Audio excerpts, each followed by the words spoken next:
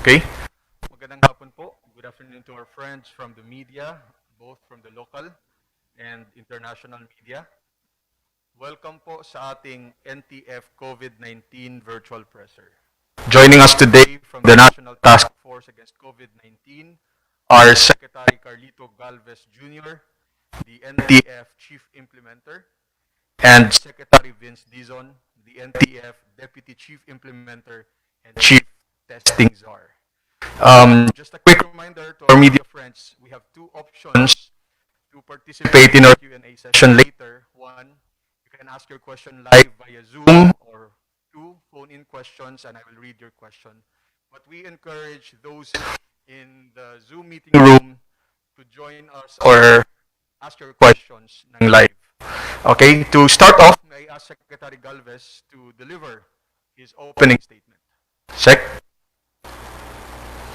Sa ngalan ng lahat ng National Task Force sa pamumuno po ng ating mahal na Defense Secretary Delphine Lorenzana at Interior and Local Government Secretary Eduardo Año, isang magandang araw po sa ating lahat. Mag-uulat po kami ng sitwasyon ngayong araw kontra sa COVID-19 at ayon po sa pag-aaral ng UP Octa Research Team, na-flatten po natin ang curve sa COVID-19 sa bansa. Ang ibig pong sabihin nito ay napapabagal na natin ang pagkalat ng sakit habang binibigyan natin ang pagkakataon ng ating mga healthcare system na pagalingin ang mga pasyente. Dahil po dito, hindi na po ma-overwhelm ang ating health systems at mas malakas ang kapasidad nito na tugunan ang pangangailangan ng darating na mapang mga kaso.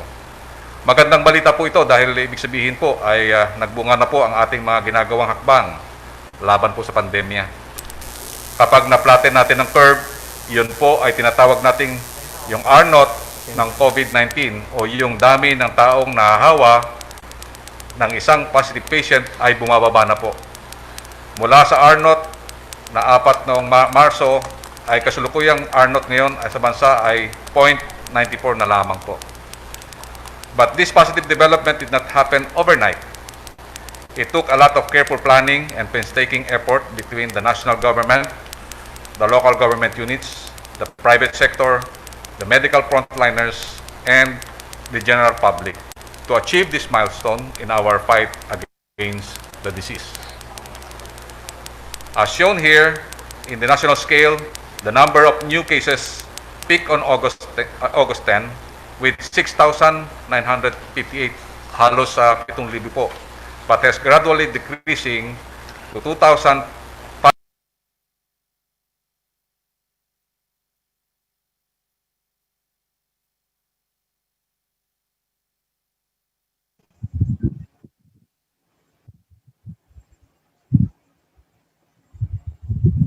Reduced dramatically to 1,797 on September 4. In Region 4A, whose province were part of the MECQ along with NCR, from its peak of at least 1,584 on August, we also seeing a downward trend. The region has only 829 cases as of September 4. For Region 7, which covers the areas of Cebu Province, Cebu City, Bohol, Negros Oriental, and Siquijor areas, the cases sharply went down. On July 30, the region recorded 997 of cases to only 46 as of September 4. This shows that the collective effort is needed to defeat the COVID-19. Kaya pinapasalamatan po natin si Secretary Simato at saka si Major General Feliciano na ngayon po ay nandun na po sila sa area ng Iloilo at Bacolod para tulungan po ang ating mga kababayan po doon. Patuloy po ang ating pagpapaalala sa publiko na panatilihin ang kalinisan ng kanilang sarili at kapaligiran at pagsunod sa minimum health standard tulad ng pagsuot ng face mask at saka face shield. Madalas at tamang paghuhugas ng kamay at pag-obserba sa social distancing. Through these measures, we have limited the ability of the virus to spread and prevented more local transmissions from happening. In short, we have managed to significantly improve our capability to contain the virus and mitigate its effect. That's why we believe it is a major game changer. Ngunit kahit nasabihin na flatten na natin ang curve, hindi pa rin po tayo maaaring magkumpiyansa. Lalo pat wala pang nade-develop na vaccine laban po sa sakit. The curve can go up again if we let our guard down. We do not want this to happen. Ultimately, our goal is to see this curve go downward. Ang ibig po sabihin po, ang ating pong layunin ay makita na tuloy-tuloy na pagbaba ng kaso sa bansa. At ang ano po natin dito ay mailagay po natin sa double or single digit na lang po. To ensure na lahat po ng Pilipino ay may face mask, the government, through the order of our President, has been distributing 30 million face masks, particularly to the poorest of the poor and highly dense communities, and has high cases of COVID cases. So nakapag-paabot na po tayo sa mga areas ng Metro Manila, Bulacan at dito po sa Region 4A. Kaya naman po under sa National Action Plan Phase 2, we continue the aggressive testing and tracing, especially in lockdown barangays. So nandito po ating testing SAR ni Secretary Vince Dizon na talagang napakasipag po, na halos araw-araw po ay napagmi-meeting sa ating mga LGUs at saka niyang pinupuntahan ang mga critical areas. At ang ating mahal na Presidente, nagpapasalamat sa kanila. Talagang napakasipag at talaga pong sila po ang tumutulong sa atin. Kasama po si Sec Villar, Mayor Magalong at saka si Yusek Vega. As of September 5, mayroon na po tayong 117 accredited COVID-19 testing laboratories sa buong bansa. Kumpara noong Pebrero, na iisang accredited laboratory lang po ang mayroon lang tayo. Sa ngayon po ay talagang pinapalakas po natin ang mga kapasidad po natin sa lalo na po sa Mindanao at saka sa mga affected areas ng Jensan at dito po sa Northern Mindanao. Sa kabuuan po, tayo po ay nakapag-proseso na po ng 2,772,075 test samples mula sa 2,601,281 na individual. Nahigitan na po natin ang ating target sa 2 milyong test buong nakaraang Agosto at patuloy pa po nating pinalalakas ang ating testing capacity. Ang ating pong bilang sa gawang testing ay lagpas na po sa mga nagawang test ng Japan at South Korea na itinuturing po natin na bilang ng mga bansa na nagpamalas ng mga best practices sa sarili-sarili lang mga larangan. Tayo po ang pinakamataas sa buong Southeast Asia. Ilan sa ating key intervention ay ang agresibong pagpapalakas ng ating isolation strategy sa pamamagitan ng pagtatayo ng mga quarantine facility sa ilalim ng ating O-Plan Kalinga. As of September 6, tayo ay may 20 mega temporary treatment at management facilities na mayroong 3,258 bed capacity. Kasalukuyan, yung nasa 58% occupancy rate na po kung saan meron po tayong 1,357 beds pa ang natitira para sa ating mga kababayan. Dagdag po rito ang 28 isolation hotels na may kapasidad na 2,779 at kasulukuyang may 59% occupancy rate o 1,147 available beds. Bukod sa isolation facilities, pinagdin po natin ang pagpaparami ng ating mga ICU beds upang masiguro ang epektibong paggamot sa ating mga nagpositibong mga kababayan. Noong Agosto, nilunsad po natin ang Center for Emerging and Re-emerging Infectious Disease o CERID dito po sa East Avenue Medical Center. Ito po ay isang COVID-19 dedicated hospital na kung saan ay mayroon po 250 na pasyente na maaari po nating i-accommodate. Kasama po dito yung tinatawag po natin na mga 25 to 30 na ICU beds. At napuntahan po namin talagang first class po ang kanilang mga beds. At natutuwa po kami na talagang ang lahat po ng mga magiging ano po dito ay talagang komportable po lahat. Sa pamamagitan nito, mas epektibo nating matutugunan ang mga pangangailangan ng ating mga positive patients at mapagtutuunan ng pansin ang kanilang maagap na paggaling. As a closing statement, the news from the UP Opta research team that our country has finally flattened the COVID-19 curve comes as a breath of fresh of air. It means that all our efforts to contain the spread of the disease and mitigate its impact are finally being fruitful, bearing fruit. Higit pa rito, ang balitang ito ay dapat na magsilbing inspirasyon sa ating lahat na ipagpatuloy ang ating magagandang nasimulan at mag-isip pa ng mga paraan upang mapabuti ang mga ito. As the saying goes, there is still a lot of room for improvement. We must not rest on our laurels. Nakita naman po natin ang nangyari sa mga bansang ibinaba ng kanilang depensa matapos na bumaba ang kaso ng COVID-19. Ngayon, nakakaranas na rin sila ng tinatawag nating second wave. Ito po ang dapat nating iwasang mangyari. We must not fall into the of complacency. Kailangan po talaga maging vigilant pa rin po tayo. Kaya't napakahalaga po ng papel na ginagampanan ng ating mga LGUs. Ulitin po natin, kahit anong ganda ng polisiya mula sa nasyonal na pamalaan, walang bisa mga ito kung hindi maayos at epektibong maipatupad ng ating mga lokal na pamalaan. So we would like to salute them. They are our frontliner, giving leadership and inspiration to our people. The role of the private sector has also been indispensable during this health crisis. Through the assistance provided by private companies, we have been able to establish more testing laboratories, swabbing centers, and quarantine facilities. Thank you for your kindness and generosity. Maraming salamat po at hindi po namin po malilimutan ang mga ginawa niyo pong kabutihan po sa amin at sa ating mga kababayan. At sa ating mga health frontliners, maraming salamat sa lahat ng inyong paghihirap at sakripisyo. It is because of your heroic efforts that we have been able to save more lives. Panghuli, ay nais namin hingin ang patuloy na pagsuporta ng ating mga kababayan.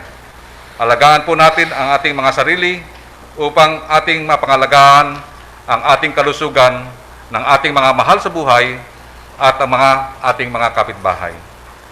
Lagi natin tandaan, ingat buhay para sa hanap buhay. Ugaliin po nating mag-face mask at mag-face shield, madalas na maghugas ng kamay, iwasang lumabas kung hindi kinakailangan at mag-obserba po tayo ng social distancing. Let us unite and work hand in hand. Together, we shall heal and recover as one. Maraming salamat po at mabuhay po ang Pilipinas. Thank you, Secretary Galvez. Before we start, may ilang mechanics lang po tayo para sa media, para sa ating Q&A. Una, questions sent in advance by the media will be read in order of submission. Two, to ask a question live, you may notify me through the Zoom Q&A chat box. I will then call your attention kung it's your turn to speak na. And third, please state your name and media outlet before asking your question and say to whom your questions are directed to. To make way for other participants, the media participant may initially ask 2 to 3 questions. You will be allowed to ask more questions later on if time permits. Okay, having said that, the floor is now open for the Q&A session. Our first question will come from Ivan Mayrina of GMA 7. For the NTF, with the flattening of the curve, will adjustments be made sa ating quarantine protocols? Will there be further easing of restrictions of movements? Pakipaliwanag po ang flattening of the curve. Ang tanging batayan po ba nito ay ang pababang R0? What does it mean when we say mas mababa na ang reproductive rate? At ibig sabihin po ba nito ay we have seen the worst of COVID-19? Unang-una po, no, maraming salamat, Ivan, sa iyong tanong. Unang-una po, kagaya na ng sinabi na ni Secretary Galvez at kagaya na rin ng sinabi ng UP at ng iba pang mga eksperto, hindi ibig sabihin na nag-flatten ang curve.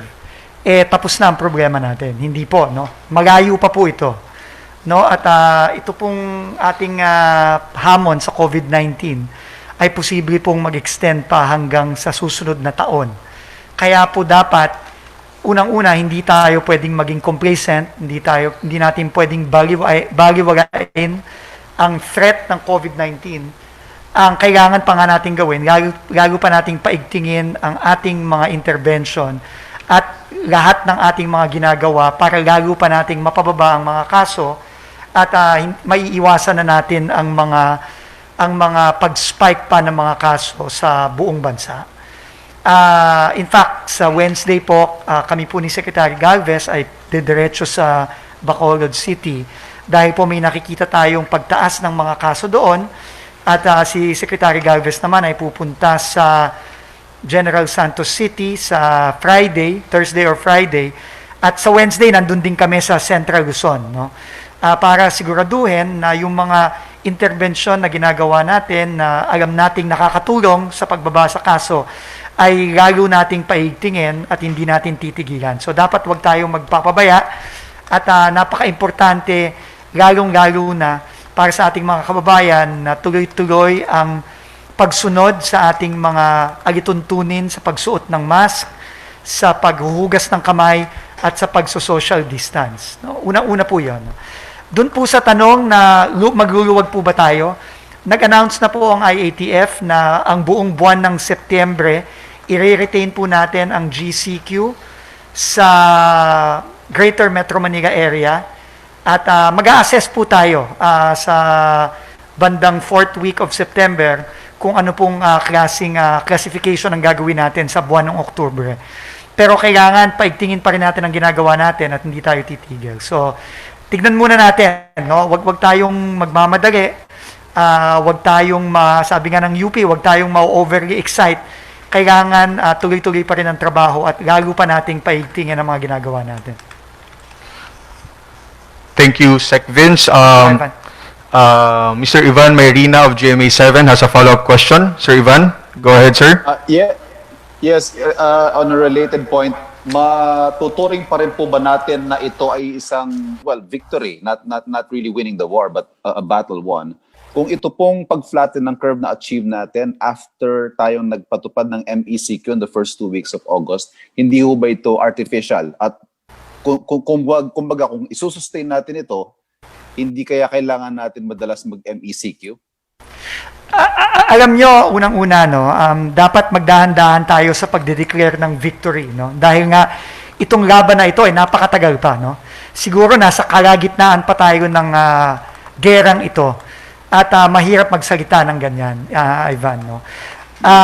Pero, malaking bagay na nakita natin na bumaba ang mga kaso. Ano ang ibig sabihin nito? Ang ibig sabihin nito, marami sa mga iba't ibang mga intervensyon na ginagawa natin, na minensyon na ni Secretary Galvez kanina, ay merong epekto sa pag-control ng transmission ng COVID-19. So, natututo tayo at tuloy-tuloy pa rin tayong matututo at kailangan lang mas maging intensified pa ang ating efforts. No? So, mahirap yun. Mahirap mag-declare ng victory. Ngayon, as to sa pagbabago ng classification, alam mo, isa yan sa mga intervention na pwedeng mangyari. Pero alam naman natin na hindi lang COVID-19 ang problema natin. No? Ang problema din natin ay ang ating ekonomiya at ang kabuhayan ng ating mga kababayan. So, kailangan nating tuloy-tuloy na ibalanse itong dalawa at makakaasa po ang ating mga kababayan na ang ating Pangulo ay mag-guide ng ating mga eksperto. Pero at the same time, kailangan magtulong-tulong din tayo para maibalik na ang kabuhayan ng ating mga kababayan. Siguro po si Secretary Galvez ay may dadagdag din. Yun nga po, ang ano po natin to, parang initial successes natin po ito. Maganda po ito dahil kasi parang it become optimistic po natin, but with caution. Ang ano po natin, ito po mga indikasyon na nakita natin yung mga ginagawa natin ay unti-unti na po natin nakita natin na itatama po yung mga tinatawag natin mga challenges na nakita natin naging problema ng mga unang buwan. Sa ngayon nakita natin ang isang pinakamagandang po noon, ay talagang na-localize po natin ang National Action Plan. Dahil kasi yun po ang pinaka, sinasabi na ating mahal na presidente, na ang national ay nagbibigay lang ng guidance, pero ang talagang nasa battlefront natin ay yung mga LGU natin. At natutuwa po kami dahil kasi po yung ang ating estratehiya na prevent, detect, isolate, treat and reintegrate ay na talaga pong naibababaw na po at na-implement na po ng ating mga LGUs. At nakikita po natin na talagang very aggressive ang ginagawa nilang testing, very aggressive ang ginagawa nilang isolation at saka yung mga treatment. So yun po, nakakatuwa po na nakita natin na there is already a harmonization of our implementing plans with the National Action Plan. And yun po, ang ano po natin na with caution pa rin at natutuwa rin po kami na ang ating publiko po ay nakikinig na po sa ating minimum health standard. Thank you, Secretary Galvez and Secretary Dizon. Ivan, may follow-up ka pa po ba? Salamat po. Salamat. Thank you. Thank you. Ivan Marina of GMA7. Martin Sagundong of Manila Bulletin. Pareho po sila ng tanong ni Del Nazario ng Manila Bulletin. Ang unang tanong for Secretary Galvez, the Philippines has already flattened the curve, at least according to UP OCTA research team fellow Dr. Guido David. What is your reaction to this? Ang reaction po natin ay sa una at talagang medyo at least masaya rin dahil nakita natin na nagbubunga na yung pinaghihirapan po natin. Talagang for the past 4 weeks na nagkaroon tayo ng MECQ sa NCR, talagang nag-doble kayod po ang lahat po ng IATF at saka NTF na bumaba po kami doon sa lahat ng mga LGUs. At yun po, nakita po natin na this is an indication na talagang nakikita natin na may mga fruitful benefits na po yung ginagawa po natin sa baba. Na nagkakaroon tayo ng pina-expand natin ng ating quarantine facilities at talaga pong aggressive ang ating testing at saka isolation na ginagawang strategies. So sa amin po, magandang indikasyon po yan at ito po ay nabibigyan ng inspirasyon po sa amin to do more. Yun lang po. Okay. Number 2 question, sir. NTF Chairperson and Defense Secretary Delphine Lorenzana recently said Metro Manila may be placed under the less restrictive MGCQ next month if the COVID-19 situation continues to improve. What are your thoughts on this? For Secretary Galvez from Martin Sagundong. Ang ano po natin talaga, ang endpoint po natin ay magkaroon po tayo ng sa realization sa new normal. Magkaroon po ng MGCQ at saka yung new normal ang lahat ng mga epicenter po natin. Yun po nakatuon po sa akin, naniwala rin po ako kay Secretary Lorenzana na talagang yun po nakatuon po ang ating dedikasyon doon po para makuha po natin yung ultimate objective po natin na talagang mapunta sa MGCQ ang NCR. Pero bago po tayo mapunta doon, tinitingnan po namin kung ano po yung mga preparasyon. Particularly, sa ngayon po, nagpe-prepare po tayo ng mga additional beds dito po sa NCR at sa other areas. Sa ngayon po, sinisimulan na po ang ating construction sa NKTI at dito po sa Quezon Institute para po mapalawig ang mga bed capacities at saka mga ICUs po natin para sa COVID cases. Iyon rin po ang ginagawa po natin na pinatataas po natin continuously, pinatataas po natin ang testing capacity natin, pati na po yung mga areas na dati wala po mga testing centers. And sa ngayon po, talagang nag-ano po kami na talagang bigyan ng importansya na magkaroon ng relief yung ating mga health workers at saka talaga continuous ang ating recruitment para magkaroon po ng tinatawag nating preservation ng ating mga health workers. Okay. Thank you, sir. Next question from Laid Kabagani of PNA. Kino-consider po ba ng government yung crafting ng in-house health protocols? If yes, how are you going to implement such measure po? What are the steps? Ano-ano po yung mga possible na protocols na kailangan sundin ng household? Paano mamamonitor kung nasusunod ba ang protocols within the household?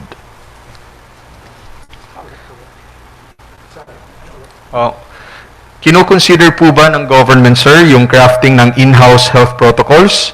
If yes, how are you going to implement such measure po? What are the steps? Ano-ano po yung mga possible na protocols na kailangang sundin ng household? Paano mamamonitor kung nasusunod ba ang protocols within the household? Alam nyo, no, yung protocols natin, lahat ang basehan ay yung ating minimum health standards. No? yung pagsusuot ng mask, yung paghuhugas ng kamay ng madalas, at yung pagdidistansya. Dapat po sa lahat ng aspeto ng ating pamumuhay, kahit nasaan tayo, dapat pinapractice natin itong tatlong napaka-importanting minimum health standards na ito. Ngayon, napapansin natin itong mga nakaraang buwan na ang mga transmission ay nangyayari madalas either sa workplaces, tulad ng mga factory at ng mga opisina, pero nakakakita na rin tayo ng madaming mga transmission na nangyayari sa bahay, sa kanya-kanyang mga bahay. Ngayon, nagsimula na po, nung kumaalala ninyo, nung nakaraang ilang linggo, nag-announce po on DILG, na we strongly encourage the wearing of face masks even at home. No, napaka-importante ito kasi kapag tayo nasa bahay, syempre tayo minsan may tendency na mas maging relax. Pero minsan, lalo na kung tatanggap tayo ng bisita, o kaya yung ating mga kasama sa bahay ay nanggagaling sa labas, nagtatrabaho, o lumalabas, at bumabalik sa bahay, nawawala yung ating pag-iisip na kailangan nakaproteksyon pa rin tayo. So, siguro sa mga susunod na araw, susunod na linggo, magkakaroon tayo ng guidelines, pero kailangan ang iisipin lagi ng ating mga kababayan, we have to be protected at all times. Dahil ang virus naman ay hindi namimili ng lugar, hindi namimili ng tao. Kailangan tuloy-tuloy tayo ng pagproteksyon. Thank you, Sec Vince. Next question from David Santos of CNN Philippines. Some experts saying we could have flattened the curve in Metro Manila and Calabarzon, citing a decrease in the coronavirus reproductive rate, but at the same time warning against complacency. Now, first question from the perspective of NTF, to what do we attribute this? Second, what can we do better to ensure we sustain this? Secretary Galvez? Ang nakita po natin dito talagang pinaka-main po natin talaga yung sinasabi nga natin yung prevention. Ang pinaka-main weapon pa rin natin, defense, is yung weapon natin na talagang i-observe natin yung minimum health standard. Sa amin, sa NTF, ang pinaka-maganda po talaga na nakita po na nanawagan po lagi kami sa ating mga kababayan na yun po ang talagang pinaka-main po natin, yung self-regulation, yung self-discipline, yung compliance po sa health standard, yun po ang dapat natin pong gawin.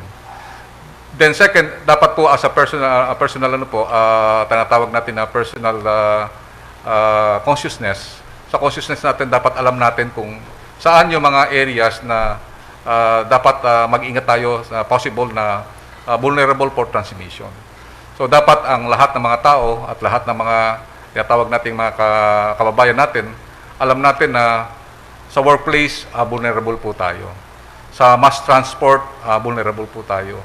Sa mga canteen, vulnerable po tayo. At saka sa mga tinatawag na confined spaces, at saka yung mga crowd, at saka yung tinatawag na magkakaroon tayo ng close contact with other people.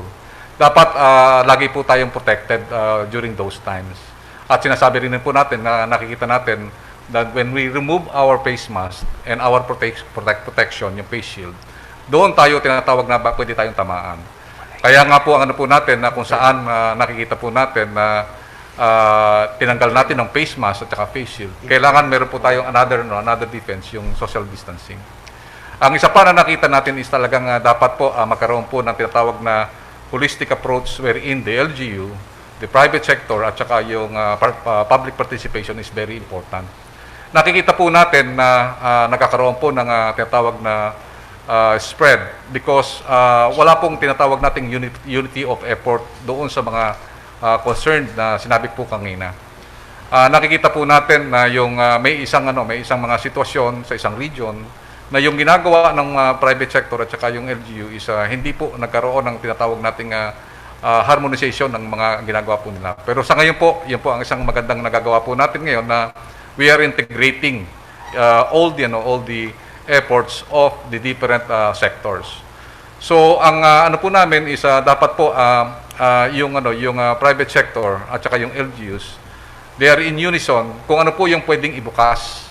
Kasi po, yun po ang nakita po natin na talagang sa pagbubukas po ng ekonomiya, dapat alam po ng LGU, ang LGU po ang may say, na saan pwede magbukas na at least unti-unti po yung risk ay namamanage. So, yun po ang nakita po natin na magandang nakita natin sa NCR ngayon, sa National Capital Region, na yung mga leader natin sa ating mga lokal ay talagang maganda yung coordination sa ating mga private sector. At the same time, maganda yung kanilang pamamalakad with the help of their barangay captains. So yun po ang ano po namin na ito po ang dapat natin ma-enhance na talagang maipaabot po natin sa ating mamamayan na ang the best defense that we had is yung minimum health standard. At the same time, yung unity effort between the LGU, the private sector, and the participation of the public in the fight against COVID. Another question, sir, from David Santos. The Philippine National Police plans to monitor social media activity for potential quarantine violations, but some groups are expressing concern over this, saying it may intrude on people's privacy. Does the NTF sanction this plan? If yes, how does the NTF respond to reservations of some groups? Pag-usapan po namin kasi ngayon ko lang po narinig yung plano ng PNP, and then maybe we will talk with Chief PNP Kascolan. Another question, sir. The IATF last week launched the StaySafe.ph app in Manila. Citing this may benefits in the country's campaign versus COVID-19. Businesses are supporting this app as a way to monitor the condition of their workers as well as their customers. LGUs accordingly can use this app for contact tracing purposes. However, this app is non-mandatory in terms of public use.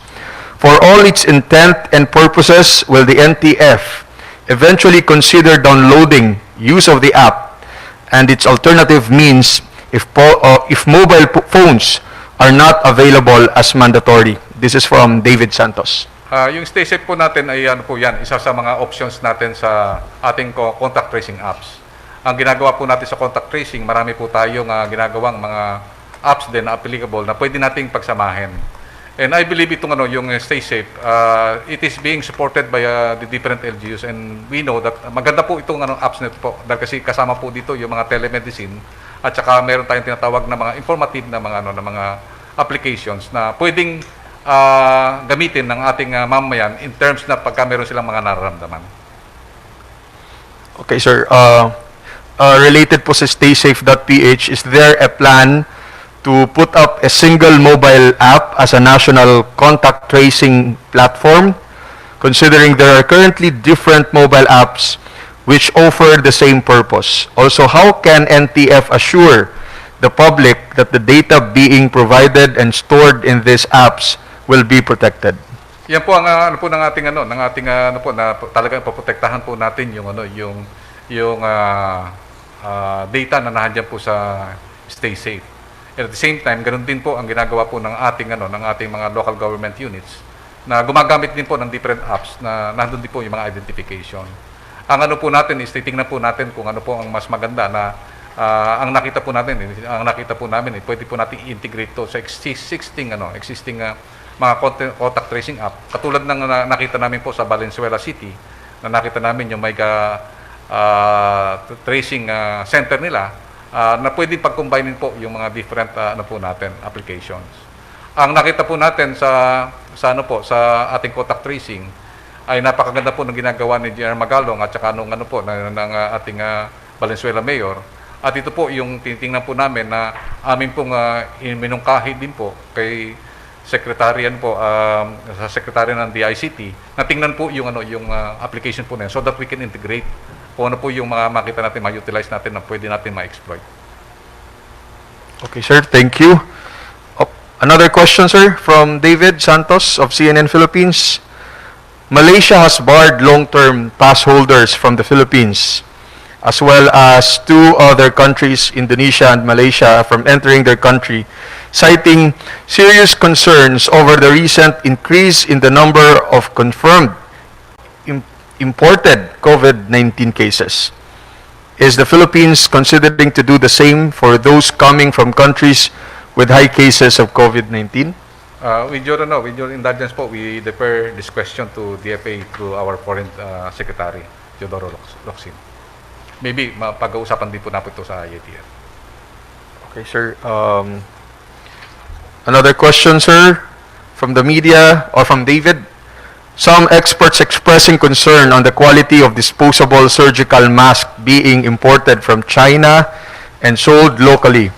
One expert examined the filtration efficacy of some of blue surgical masks being sold publicly and was shocked to discover how badly these masks fail quality standards. The same expert fears these masks are providing a false sense of security to those using them and is concerned that this can be a factor why COVID cases continue to rise in some areas.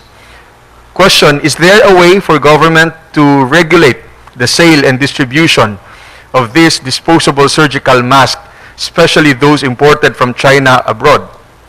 2, how can the public be better guided on whether these disposable surgical masks are safe to use, considering these are largely sold by pieces or individually packed, meaning this is no way to check the manufacturer and their filtration claims? So we will talk to this with DTI, and then I have already been informed on this, and then nagkaroon po kami ng initial coordination with DTI, and hopefully ang sabi niya is we will regulate this tinatawag natin kasi itong yung face mask na nakita natin na hindi maganda ang this will give false sense of security, and it's very serious, and kailangan po namin pag po sa IATF. Napag-usapan na po namin ito ni DTI Secretary Ramon Lopez. Okay, sir. Okay. Okay, again, reminder sa mga kasama natin sa media, kung may mga tanong po, you may notify me sa Zoom through sa chat box, or pwede nyo rin pong isend ang inyo pong mga phone-in questions kapag may mga tanong po kayo. Okay?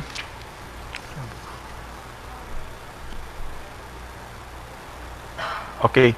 Sir, another question from Del Nazario of Manila Bulletin. You mentioned on August 29 that case growth rate of COVID-19 in Metro Manila has slowed down.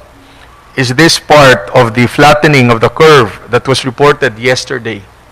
Opo, bali po talagang nakita po natin na consistent talaga na medyo bumababa po yung mga kaso natin.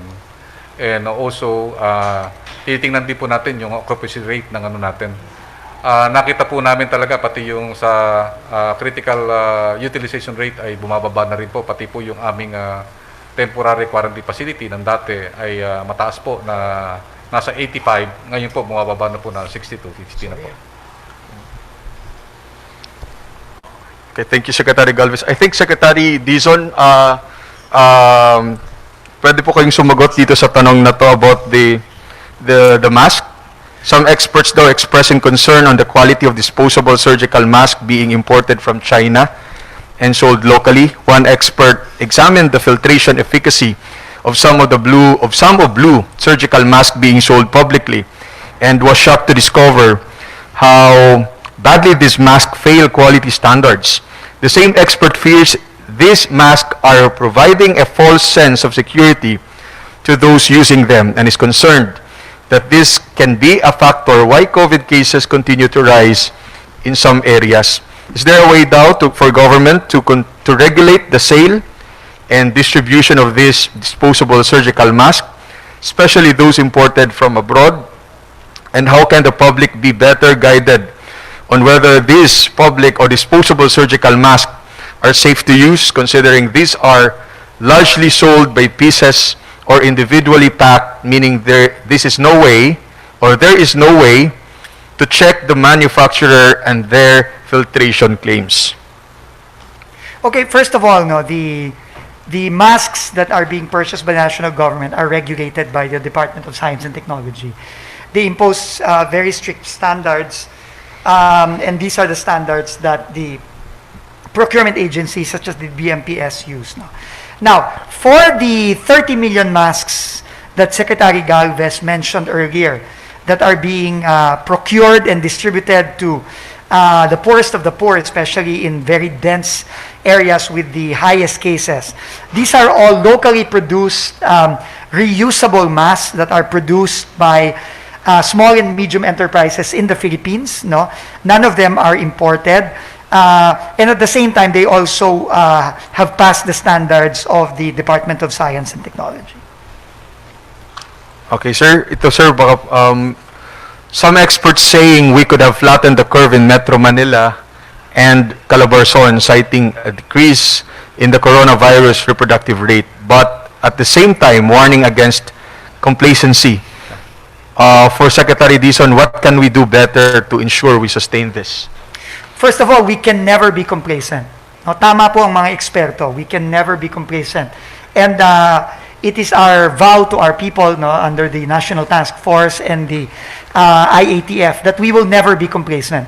Like we said, no, like Secretary Galvez said earlier, we are just in the middle of this war against COVID-19. Baka nga wala pa tayo sa kalahati nito. Kaya napakahaba pa ng laban na ito at kailangan tuloy-tuloy lang at papaigtingin pa natin. We will further intensify all our efforts, and we will we already know what efforts are effective, as we have seen in the past couple of weeks and months in the experiences in Cebu, and now we are seeing the same experience in NCR and Calabarzon. And we will apply these lessons and further intensify these efforts. And we will even, we are still learning, no, as we go along. Alam niyo naman, everyone in the world is learning and learning every day, every week, every month. We are all learning something new, and we have to just quickly apply all the lessons from everywhere else in the world and our own lessons in order to make our efforts more effective, in order to, at the end of the day, when the dust has settled, we can declare final victory when all is said and done. Pero now is not the time, and malayo pa tayo doon. Okay, sir. Thank you. Last question, sir, from Ivan Merina or Jen of GMA 7. Jen Balauro for Secretary Dizon. Confirmation lang po. We received this message yesterday. Good afternoon. Please be informed that the mega swabbing facilities will be having no swabbing operations on September 7 and 8, 2020. Resumption of swabbing operations will be on September 9. Let us disseminate this information, please. Post from BCDA. It has something to do on issues between PhilHealth, DAO, and Red Cross. For info, please help us disseminate. Una-una po, no, ang ating mga swabbing facilities ay tuloy-tuloy. No? I just confirmed today na tuloy ang swabbing sa Palacio de Manila at sa iba nating mga swabbing facilities. No, so ang importante lang ay wag tayong titigil dito, no. So we will look into these reports and we will verify them. Pero tuloy-tuloy lang ang ating swabbing facilities. Sir, may pahabol pong tanong from Dempsey Reyes of Manila Times for Secretary Galvez. DILG Secretary Eduardo Anyo has said he will raise the possibility of upgrading the quarantine status in Bacolod City over its rise of COVID-19 cases. Will the NTF in general agree to placing an MECQ status for Bacolod City because of the rise of cases? Opo, nag-usap na po kami sa aming Viber group at yun po ay lumabas po na recommendation ni Secretary Anyo. And kami po nakikita po namin talaga yung mas mataas po ang kaso ng Bacolod kaysa sa Iligan na ngayon ay MECQ na. So, sa Wednesday po, pupunta po kami doon, titingnan po namin ang sitwasyon. At sa nakita po natin ngayon talagang continuously tumataas yung new cases ng Bacolod. And if Secretary Anyo will raise that to the IATF today, we will support it. Thank you, Secretary Galvez. Yan po yung mga katanungan mula sa media. Unfortunately, that is all we have time for. May I ask our speakers, Secretary Galvez and Secretary Dizon, if they have any closing remarks or parting messages before ending this virtual presser. Opo, maraming salamat po sa ating mga kababayan. Unang-una po, ang closing na lang po namin ay simple na lang po. Wag po sana nating i-underestimate ang COVID-19. Kailangan po lagi tayong protektado at simple lang naman po ang kailangan nating gawin. Tayo'y magsuot lagi ng mask, tayo'y maghugas lagi ng kamay, at pipilitin po nating dumistansya sa ating mga kababayan ng 1 metro o mahigit para po maiwasan nating mahawa at makahawa. Yun lang po. At tuloy-tuloy lang po sana tayong maging vigilant, makipag-coordinate po tayo sa ating mga barangay, sa ating mga local government units, at makakaasa po kayo na ang national government po sa pamumuno po ng IATF at ng NTF at ng ating mahal na Pangulo ay hindi matitinag ang ating mga ginagawa, at lalo pa nating paigtingin pa. We will intensify all these efforts so that at the end of the day, we will finally beat COVID-19 for the entire country. Maraming salamat po. Thank you, Secretary Dizon. Secretary Galvez? Ayan po. Okay, thank you po to our speakers, Secretary Galvez and Secretary Dizon. Again, thank you po to our media participants for joining us in today's virtual presser. Thank you din po sa Radio Television Malacanang. Diyan po nagtatapos ang ating virtual presser ngayong hapon.